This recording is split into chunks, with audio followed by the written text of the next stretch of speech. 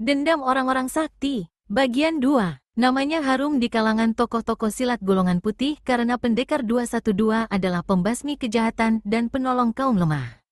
Sedang bagi golongan hitam, tokoh ini sudah barang tentu menjadi momok besar yang sangat ditakuti. Pada masa kehidupan pendekar 212 itu, di mana saat itu Wirasokananta masih belum mendirikan perguruan teratai putih, karena sama-sama dari golongan putih yang sehaluan dalam perjuangan, maka dengan sendirinya tiada permusuhan atau silang sengketa antara dia dengan pendekar 212.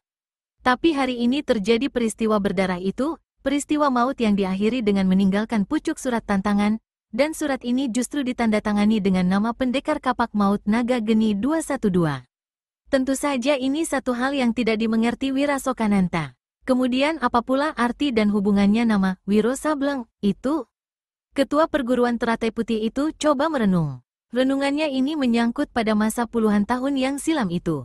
Di masa dunia persilatan geger oleh kehebatannya pendekar 212, tiba-tiba, entah kemana perginya, pendekar 212 lenyap. Tentang kelenyapannya ini banyak tokoh-tokoh persilatan memberikan tanggapan. Mungkin pendekar 212 sendiri yang sengaja lenyap, mengundurkan diri dari dunia persilatan, mungkin juga tokoh itu telah menemui kematiannya dengan cara yang tak bisa diduga, meski tanggapan yang kemudian ini agak diselimuti rasa keraguan-raguan. Tapi kini, dengan adanya kejadian maut di perguruan teratai putih itu, Wirasokananta merasa yakin bahwa sesuatu memang telah terjadi dengan diri Eyang Sinto Gendeng atas pendekar 212.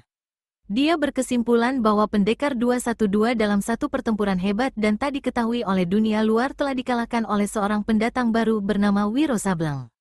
Kemungkinan sekali pendekar 212 menemui ajalnya di tangan Wiro Sableng itu, merampas kapak maut Naga Geni 212, yang kemudiannya malang melintang di dunia persilatan dengan memakai gelar pendekar kapak maut Naga Geni 212. Dan kelanjutan renungan ketua perguruan teratai putih itu ialah siapa manusia Wiro Sableng ini sebenarnya. Nama itu satu nama baru baginya. Namun meski nama baru, satu hal diyakini oleh Wirasokananta bahwa dengan itu manusia, baik dia maupun perguruan teratai putih, tak pernah mempunyai permusuhan dan menanam dendam kesumat. Apa yang menjadi latar belakang pembunuhan besar-besaran atas murid-muridnya benar-benar sangat gelap bagi Wirasokananta. Dan bila matanya membentur lagi tulisan berdarah yang menyatakan tantangan itu, benar-benar ketua perguruan teratai putih ini merasa dibakar hatinya. Bulan 12 masih 9 bulan lagi. Apakah dia akan menunggu sampai sekian lama untuk kemudian baru bertemu muka dan membuat perhitungan dengan Wiro Sableng? Ataukah detik itu juga ia meninggalkan perguruan dan mencari musuh durjana itu? Namun, Wirasokananta tahu bahwa apa yang mesti dilakukannya saat itu ialah menguburkan jenazah-jenazah ke-8 orang muridnya di halaman perguruan. Jilid 4. Antara Sungai Cidangkelok di sebelah timur dan Sungai Cimanuk di sebelah barat, terbentanglah satu daerah yang sangat subur. Ladang-ladang menghijau oleh hasil yang menakjubkan. Sawah-sawah menguning laksana hamparan permadani emas. Lumbung-lumbung padi petani penuh, tak akan habis dimakan selama 1-2 tahun. Penduduknya sendiri hidup dalam tingkat kehidupan yang jauh lebih tinggi dibandingkan dengan penduduk daerah sekitar lainnya. Mereka sehat-sehat, ramah, dan rajin bekerja. Desa Bojong Nipah adalah desa yang paling utama pada daerah yang membentang antara Sungai Cidangkelok dan Sungai Cimanuk itu. Hasil ladang, hasil sawah, dan hasil tebat-tebat pemeliharaan ikan penduduk tumpah ruah tiada terkirakan, dan desa ini dikepalai oleh seorang lurah yang bijaksana dan cakap bernama Ki Lurah Kundrawana.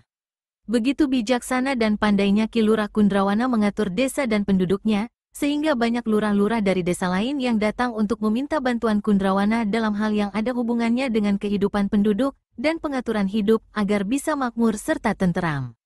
Di satu malam yang mendung gelap dan berangin kencang dingin, Ki Lurah Kundrawana masih kelihatan duduk-duduk di langkan rumahnya yang sederhana, bercakap-cakap dengan istrinya Wari Sinten. Di sela bibir Ki Lurah Kundrawana yang sudah berumur 45 tahun itu terselip sebuah pipa yang api tembakaunya hampir mati. Dingin di luar ini, Kakang, kata Wari Sinten sambil merapatkan kainnya yang agak menyingkapkan betisnya yang putih bagus. Ya, tampaknya mau hujan, kita masuk saja, sahut Ki Lurah Kundrawana seraya berdiri. Namun belum lagi kedua suami istri itu melangkah ke pintu, mendadak sekali 3 sosok bayangan hitam berkelebat. Tubuh mereka rata-rata tinggi kekar, dan tampang-tampang mereka buruk serta angker. Melihat ini, Ki Lurah Kundrawana yang tahu gelagat segera ulurkan tangan kanan ke pinggang di mana kerisnya tersisip. Namun dengan kecepatan yang luar biasa salah seorang dari manusia-manusia berpakaian hitam itu tahu-tahu sudah melintangkan sebatang golok di batang leher Ki Lurah Kundrawana. Wari Sinten yang hendak berteriak ditekap mulutnya oleh laki-laki yang lain. Ki Lurah Kundrawana maklum bahwa ketiga orang itu tentulah dari satu komplotan rampok terkutuk.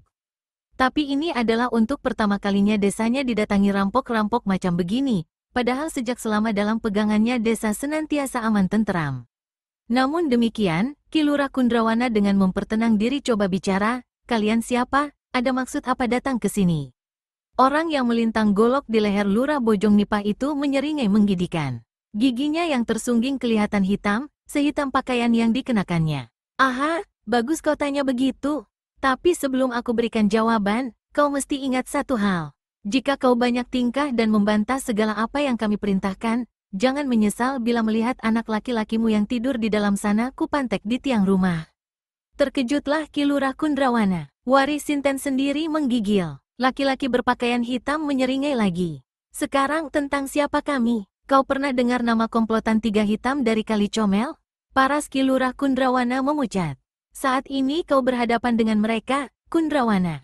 Aku Tapak Luwing adalah pemimpin mereka." Ki Lurah Kundrawana tahu betul dan sering mendengar tentang komplotan tiga hitam dari Kali Comel itu. Mereka adalah tiga rampok jahat dan ganas yang malang melintang di sepanjang Kali Comel, bahkan sampai ke perbatasan. Kali Comel jauh sekali dari desa Bojong Nipah, kenapa tiga manusia bejat ini bisa sampai ke sini, demikian pikir Kundrawana. "Tapak Luwing, kalau kau mau merampok, lakukanlah. Bawa apa yang kalian bisa ambil, dan berlalu dari sini dengan cepat." Kepala komplotan tiga hitam itu tertawa. "Kami selama ini memang dikenal sebagai perampok. Tapi dengan Ki Lurah Kundrawana, hari ini kami datang bukan untuk melakukan perampokan." Tentu saja ucapan ini mengherankan Ki Lurah Kundrawana. "Jadi apa mau kalian?" tanyanya. "Kami datang untuk bikin perjanjian dengan kau." "Perjanjian apa?" "Mulai hari ini, kau mesti tunduk kepada segala apa yang kami atur dan perintahkan, mengerti?" Ki Lurah Kundrawana menelan ludahnya. "Aturan dan perintah macam mana maksudmu?" tanyanya. Sementara itu, diam-diam tangan kanannya kembali bergerak dan menyusup ke pinggangnya. Kepala desa Bojong Nipah ini sudah bertekad bulat untuk melakukan perlawanan, meski saat itu golok Tapak Luwing masih menempel di batang lehernya, sedang istrinya sendiri masih disekap oleh salah seorang anak buah Tapak Luwing. Ki Lurah Kundrawana berhasil memegang hulu kerisnya. Secepat kilat senjata itu ditusukkannya ke perut Tapak Luwing. Namun kepala komplotan tiga hitam ini tidaklah sebodoh dan selengah yang diperkirakan oleh Ki Lurah Kundrawana. Sekali tangan kanannya bergerak turun menyapu ke bawah, maka terdengarlah suara beradunya senjata dan percikan bunga api. Disusul oleh jeritan tertahan dari Wari Sinten yang mulutnya disekap. Golok Tapak Luwing membuat mental keris di tangan Ki Lurah Kundrawana, sedang ibu jari laki-laki ikut terbabat, putus ujungnya sampai ke kuku. Ki Lurah Kundrawana merintih kesakitan. Darah mengucur dari ibu jarinya yang putus. Sementara itu golok Tapak Luwing telah menempel kembali pada batang lehernya. "Agaknya kau minta batang lehermu cepat-cepat ditebas," bentak Tapak Luwing. "Tebaslah, aku tidak takut. Kalian manusia, manusialah." Tamparan tangan kiri kepala komplotan tiga hitam itu menghajar pipi Kundrawana. Pandangannya berkunang, pipinya merah sekali, dan sudut bibirnya pecah berdarah. "Masih mau buka mulut?" tanya Tapak Luwing. Ki Lurah Kundrawana menggeram dalam hatinya. Tapi tak berkata apa-apa. "Kau mau dengar dan turut perintahku atau pilih mati?" "Aku tidak takut mati, istriku juga tidak takut mati," jawab Ki Lurah pula. Tapak Luwing menyeringai. "Kalian memang tak takut mati. Tapi apa kalian sanggup menyaksikan anakmu yang di dalam sana ku bikin menggelinding kepalanya di lantai ini?" Ki Lurah Kundrawana terdiam. Tapak Luwing kemudian mendorong laki-laki itu ke dalam dan memerintahkan duduk di kursi. "Demi nyawamu dan nyawa keluargamu, ada bagusnya kita bicara baik-baik Ki Lurah. Dengar, mulai hari ini ke atas, kau harus tunduk kepadaku. Aku tanya kapan pemungutan pajak penduduk kau lakukan setiap bulan." Ki Lurah Kundrawana tak mengerti maksud pertanyaan ini, tapi dia menjawab juga, "Hari Senin minggu pertama." "Bila pajak-pajak itu sudah terkumpul, kemana kau serahkan?" tanya Tapak Luwing lagi. "Pada adipati di Linggajati dan adipati itu kemudian meneruskannya ke kota raja." Begitu," Itu satu aturan yang bagus. Tapi mulai penarikan pajak bulan yang akan datang, jumlah pajak yang harus dipungut adalah 10 kali lebih besar dari yang sudah-sudah. Ki Lurah Kundrawana terkejut. Dia tambah terkejut lagi ketika Tapak Luwing menyambung kalimatnya tadi. Pajak itu harus kau pungut 3 kali dalam 1 bulan. Mengerti? Aturan macam mana ini? Tak usah tanya aturan macam mana. Yang penting lakukan perintahku, sahut Tapak Luwing. Kau tak bisa berbuat seenaknya, Tapak Luwing. Salah-salah kau bisa berurusan dengan Adipati Linggajati, bisa berurusan dengan kerajaan. Urusan dengan Adipati, itu urusanmu, juga urusan dengan kerajaan. Tapi jika kau berani mengadukan hal ini kepada siapa saja, kulabrak seluruh keluargamu. Mengerti? Kalian bisa melabrak keluargaku, Tapak Luwing, tapi kalian tak bisa melabrak Adipati dan kerajaan. Aku sudah bilang urusan dengan Adipati adalah urusanmu, juga dengan kerajaan. Aku hanya tahu bahwa 3 kali dalam 1 bulan aku harus terima sejumlah uang yang besarnya 10 kali besar pajak yang kau pungut selama ini dari penduduk desa. Keterlaluan, keterlaluan kau Tapak Luwing, tak satu penduduk pun yang sanggup membayar pajak sebesarnya itu. Penduduk di sini kaya-kaya, punya sawah, punya ladang, punya kerbau, sapi, kambing, dan ayam serta itik. Tapi 10 kali, mana mereka? Tapak Luwing memotong dengan cepat. Apa aku mesti paksa kau memungut 15 kali lebih banyak, atau 20 kali? Aku tak akan lakukan perintahmu ini, Tapak Luwing. Aku tak sanggup memeras rakyat. Peduli amat, kalau tak sanggup memeras rakyat, apa kau sanggup menyaksikan kematian anak laki-lakimu? Kalau kepala komplotan 3 hitam itu sudah mengancam demikian rupa, mau tak mau Ki Lurah Kundrawana terdiam bungkam. Tapak Luwing menggoyangkan kepalanya pada anak buahnya yang berdiri dekat pintu. Melihat isyarat ini, laki-laki itu segera masuk ke dalam kamar tidur Ki Lurah Kundrawana. Kundrawana berdiri dari kursinya. Kau mau buat apa? Bentaknya. Tapak Luwing mendorong laki-laki itu hingga Kundrawana terduduk kembali ke kursi. Tak lama kemudian anak buah Tapak Luwing yang masuk kamar muncul di ruangan itu kembali dengan mendukung anak laki-laki Ki Lurah Kundrawana. Anak laki-laki ini baru berumur 4 tahun. Dalam didukung itu dia masih tertidur nyenyak, tak tahu apa yang terjadi atas dirinya.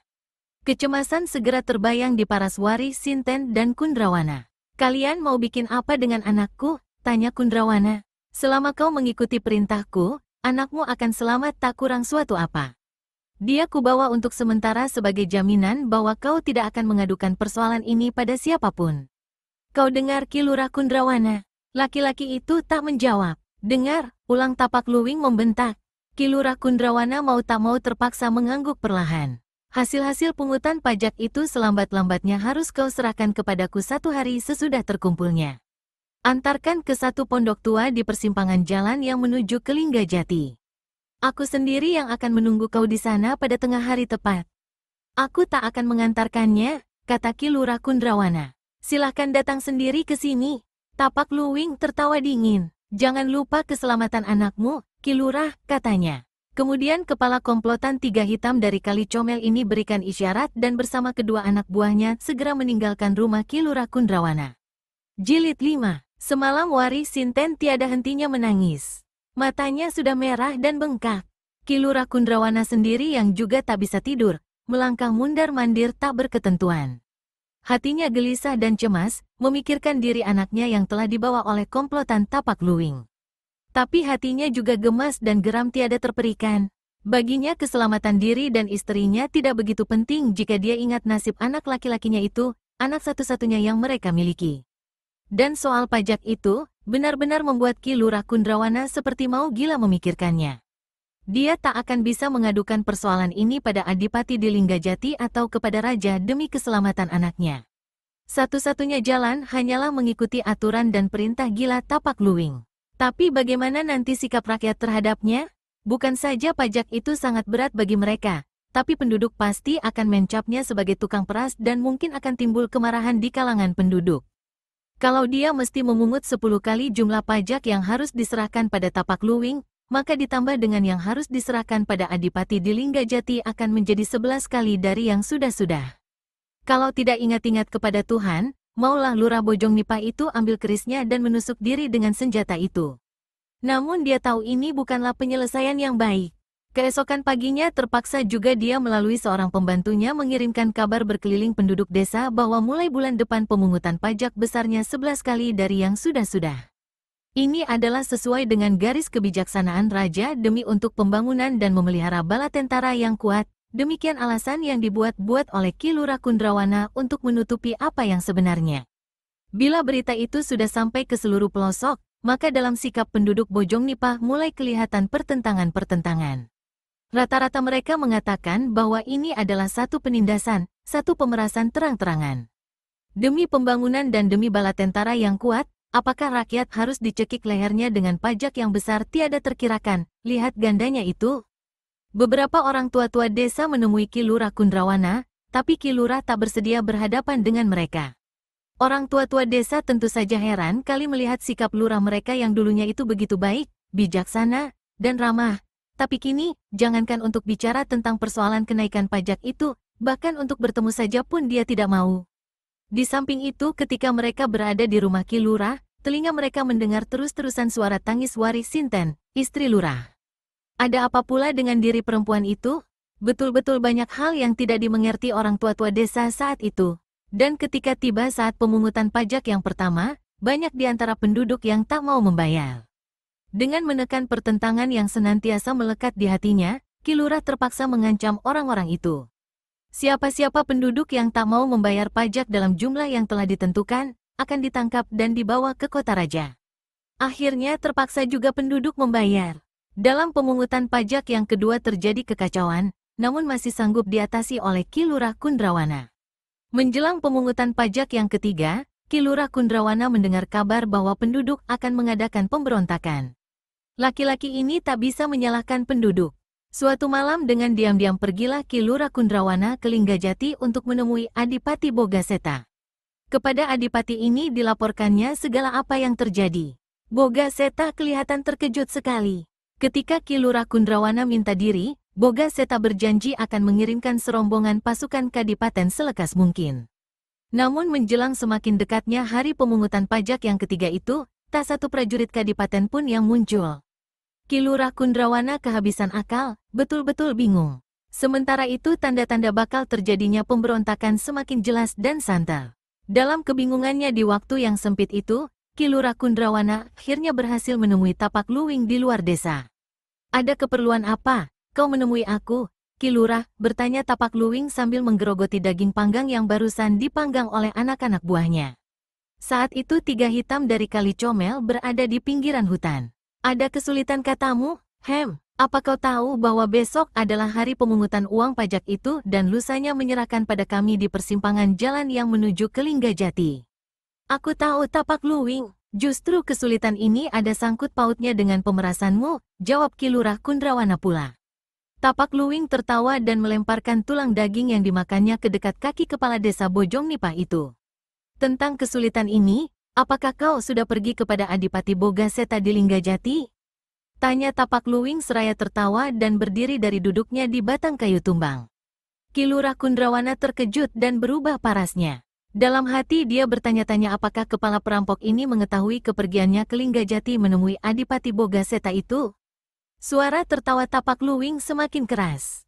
Tampangnya kelihatan tambah angker dan tiba-tiba, tak terduga oleh Ki Lurah Kundrawana, tamparan tangan kanan kepala rampok itu mendarat di pipinya. "Tapak Luwing kau, plakek!" Untuk kedua kalinya tamparan Tapak Luwing menghajar muka Kundrawana. "Berbacot lagi," bentaknya, "kurobek mulutmu." "Tapi Tapak Luwing, aku sudah bilang agar jangan mengadukan persoalan ini kepada siapapun. Dan kau telah pergi kepada Adipati Bogaseta. Apa kau lupa hukuman yang bakal diterima anakmu?" Maka pucatlah muka Ki Lurah Kundrawana. Kau apakan anakku, Tapak Luwing? Sekarang kau ketakutan sendiri ya?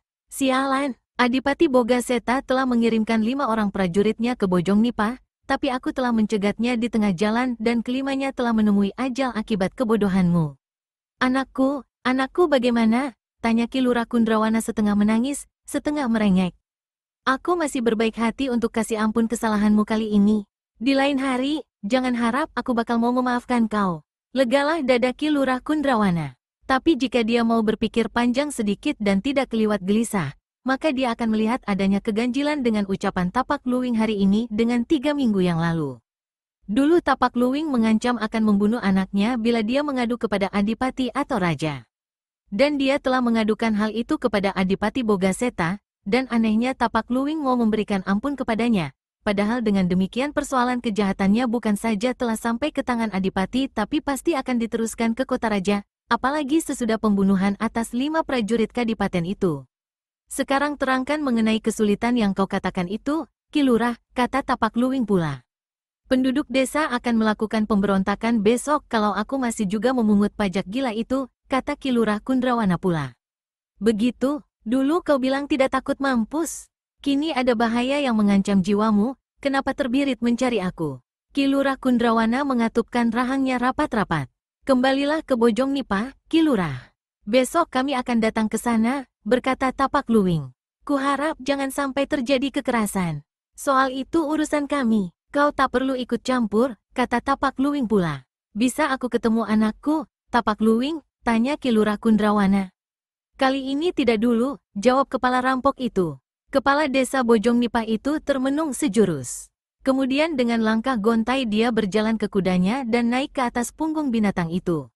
Sebelum berlalu Ki Lurah Kundrawana bertanya, Tapak Luwing, sampai kapan kebejatanmu ini kau timpakan padaku? Tapak Luwing tertawa. Tak usah banyak tanya, lebih baik pikirkan nasibmu besok hari. Mungkin penduduk desa sudah mencincang tubuhmu sebelum kami datang. Di pelosok-pelosok desa terdengar kokokan-kokokan ayam bersahut-sahutan. Puncak dinginnya malam telah lewat, dan kesegaran pagi yang ditandai oleh terangnya langit di ufuk timur menyatakan bahwa malam sudah sampai ke ujungnya untuk digantikan kini oleh kehadiran pagi. Ki Lurah Kundrawana menyalakan tembakau pipanya. Mukanya sudah cekung dan matanya kelihatan kuyu, sedang parasnya pucat. Namun di balik keredupan wajahnya itu tersembunyi sesuatu yang seperti menyala. Sesuatu itu ialah amarah dan rasa geram yang tiada terperikan. Disedotnya pipa itu, mulutnya terasa tak enak. Dia meludah ke tanah lewat langkan. Sejak dulu, apalagi sejak beberapa hari terakhir ini, lidahnya memang terasa tidak enak, pahit. Makannya boleh dikatakan dapat dihitung suapnya. Semakin terang hari semakin gelisah dia, semakin khawatir Lurah Bojong Nipah ini. Yang dikhawatirkannya ialah kalau penduduk akan datang lebih dahulu daripada 3 hitam dari Kali Comel. Sebentar-sebentar matanya memandang keluar halaman. Namun segala sesuatunya di pagi itu masih diliputi oleh kesunyian.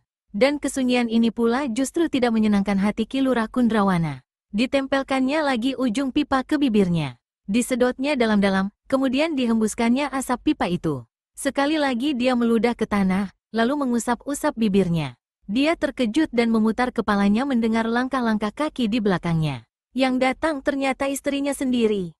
Badan perempuan ini sudah jauh susut, lebih kurus dari dahulu. Seperti suaminya, parasnya juga pucat. Waris Sinten seorang perempuan berwajah ayu. Namun keayuan itu kini tiada kelihatan lagi karena tertutup mendung kegelisahan.